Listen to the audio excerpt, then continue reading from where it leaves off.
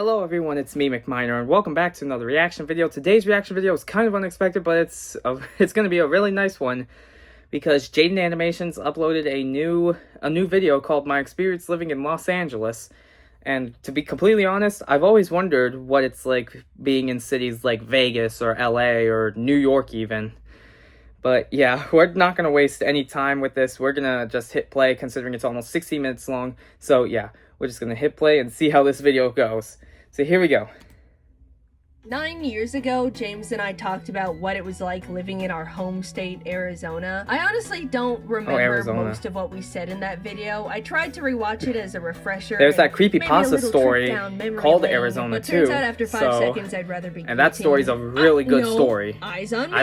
I recommend checking it out if you haven't. Go search it up. Arizona creepypasta. All right. The other day, I was in a store trying to buy a plain black shirt that was locked up behind those stupid box lockers. So I had to ring an employee for a single shirt. A few minutes later, someone came by. All right, what can I... Oh my gosh. Are you JaidenAnimations? Yeah. No way. I love your videos. Can I get a photo? Yeah. Thanks so much. Of course. I didn't expect to see you here. Are you visiting? Oh, no, I live here. You're not in Arizona anymore? And that's when it dawned on me, there is a giant portion of my audience who will not get updated on some parts of my life if I don't explicitly say it in one of my animations. Also, the guy left without unlocking the box, so I had to wait. Check out her community posts and her other videos too. Anyone who for didn't any get the memo, fan out there. I've been in California for the past 6.5 years, specifically Los Angeles. I honestly can't believe it's been that long already. I mean, the hometown, my hometown currently. It's amazing. I've been doing nothing but complaining about it the entire time. Because for those who don't know, I hope I don't dox myself by saying this. I actually live in Orlando, Florida. For example, and living in Orlando, the weather is it's great. such an amazing experience. It's always sunny, which, you know, Arizona is too, but like in a bad way. California doesn't hit the casual 118 everything outside melts and dies. Especially considering that city is the home of Disney World and Universal Orlando Resort. The drivers here are assholes. Arizona isn't all sunshine and rainbows in the driving department either. When I was learning to drive as a teenager, my mom told me to never MegaCon Orlando too. I went in February, which the convention center that takes place at is only like a 20-minute drive from where I live. On California roads all the time, it is a completely different beast, and every single one of them is driving to go kick babies because they hate their fellow man. Baby kicker, baby bus. Does not exist on the California freeway, and by that, I mean blinkers. You know, the very helpful and necessary communication tool that tells people you kindly like to move into the lane. It's a sign of people are weakness douchebags here. and will zoom past you to try to get past. On, every single car in your vicinity will speed up and refuse to let you merge because they cannot handle the people are douchebags. Of a different car being in front of them. How can they get to their destination faster if a car that was in front of them in a different lane I really hope that word isn't a curse word too. People will go out of their way to merge into the lane just to speed past you and spit on your windshield. When I turn my blinker on, which I still do because I refuse to let this barbaric driving culture corrupt me, a car will speed up. My parents do too, and merge in front I would of me. too. If you need to be in my lane and I need to be in yours, I'm really embarrassed to admit this, but I still need to get my driver's license. And at 21 years old. It's simple. There's no point in you blocking my I'm incredibly embarrassed to admit that, but it's the truth. Oh my god, it pisses me off so much. They do it all the time. If I had no money and got $1 every single time using my blinker is something I would always do. I'd have enough money to move out of this godforsaken state. One time I turned my blinker on, checked my blind spot, and in the amount of time it took for me to look back at the road and start merging, a car way behind me had sped up so fast that my car's auto detection had to cut my merge off so I wouldn't hit them. And then that car honked at me! I will kill us both. Alright, the drivers suck, but at least I'm only going a few miles. Not only am I forced to drive alongside these bozos, I'm forced to drive alongside them for way longer than I should need to. The traffic is so genuinely bad, I daydream of becoming a better sprinter to arrive at places quicker, because it is genuinely not far from the realm of realism. Either that or get one of those monster snowplow attachments. I mean, seriously. 10 miles? I should not be in the car longer than 20 minutes. Everyone knows I was driving 30 over the speed limit anyway. I don't even know what the holdup is. Also, a little tip. If you wanted to find a place to park when you get to your destination, you shouldn't even be driving in the first place. Parking doesn't exist here. It's a myth and a lie. 95% of parking all can locations be just have as bad, zero parking lots. There's never street parking. I mean, it's not just in LA. It's literally in a lot of places in the world, from what I've heard, from all the stories I've heard. People are either gonna yell at you for clogging the lane or ram into your bumper. It's just an evil trick. So your only choice is to find a parking garage that costs like $20. One time, my friends and I drove to a One Piece live symphony at the Dolby Theater and decided to park in its parking garage. Oh, what an obvious mistake. Do you want to know how long it took us to get out of that garage after the show when everyone was leaving? That happens in literally every single... 2.5 hours! That literally happens in so many events. I can tell you that for personal experience. It happens down here as well. Life on top of real life money. So what if you don't have a car? Then you don't have to deal with any of this, right? Well, you can't walk anywhere. What do you think this is? Any other country? You could get a bike or a motorcycle, but again, with the quality of drivers around, you might as well play Russian roulette every time the wheels touch asphalt. Maybe with the right setup and some expendable funds, you could just get around with rideshare apps. But man, getting an Uber is so expensive out here. It might as well be considered a luxury in itself. If you're taking an Uber either to or from the LAX airport, I guarantee it'll cost at least $100. And plus, some customers and the drivers don't get like any of that. Deplorable. By the way, once I had a like I remember seeing this one video. Do y'all remember that meme that goes, "Get out of the car now"? Once trying to go to I LAX, hate people like that woman with a fiery passion. But the driver was only gonna get $30 from the trip. So he offered to charge $80 cash for them to do it outside the app as a win-win. So much. Don't ever take this type of offer, kids. That was incredibly dangerous. But that's just where the landscape of Uber is here. Also, fun little tip. Never tell any drivers the place you're going to or from is your actual home. This is for everywhere, not just California. Sure, if they ask, it's normally small talk, but when it's not, you're in danger! Yikes! Now that guy won't leave your driveway. And the police say they can't do anything because he hasn't actually committed a crime yet. Just lie and say it's a friend's place or something. It's not worth the gamble, and lying to strangers is fun. That was a free survival hint from your friendly neighborhood YouTuber. Put that one in the back of your pockets. An even better one is if you suspect someone's following you while you're driving,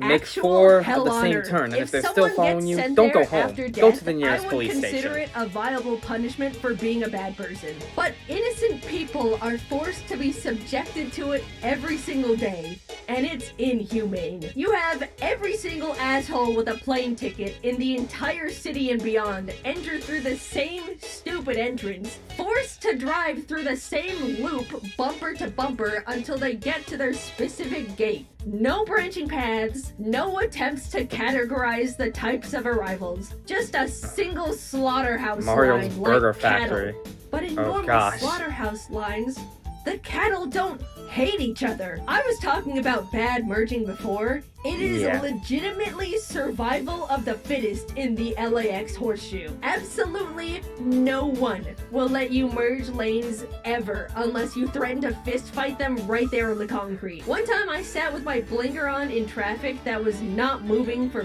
15 minutes straight, and a dude still refused to let me start merging. I mean, traffic, I can tell you this from personal experience, but traffic will be so bad if there's also an accident on the road. With him until he was uncomfortable enough to let me get in front of him. Oh my gosh, that actually happened? Personal. I am not the same person when I'm in the LAX horseshoe. None of us are. Some dudes in the 1960s decided they wanted everyone that ever planned to visit LA to suffer instantly when they got here. And they simply got away with it. I've spent so much time talking about traffic and the airport. I haven't even talked about living in LA yet. Well, that part sucks too. Everything I was is just about to so say, please talk about something absurdly other than expensive here, the driving it's experience. Almost comedic. Almost. Maybe raise the prices of food like $10 more and I'll start to chuckle. Now a burrito's like $40. I haven't even had food out here that's blown my mind. Sure, it's not bad, but when eating out can get this expensive, I expect something more to write home about. There are some really fancy restaurants around, but I shouldn't have to spend even more money to eat a meal that makes me go, wow, I will remember this. It's become a common pastime for some people to pull up Zillow and look at all the really crazy expensive multi-million-dollar mansions, fantasizing about what they would do if they were to live in the craziest of homes. But the equivalent of that for me and my friends here is to look at normal homes that are just not in California. Oh, look at that one! 3-bed, 2-bath for like $2,500 a month. That's insane. Here, the same thing can go upwards of $7,000. Jeez. Now, don't get me wrong. I'm very lucky and fortunate enough to not have to worry about finances as much. I can afford to live in a more expensive place here. It's not gonna break my bank. But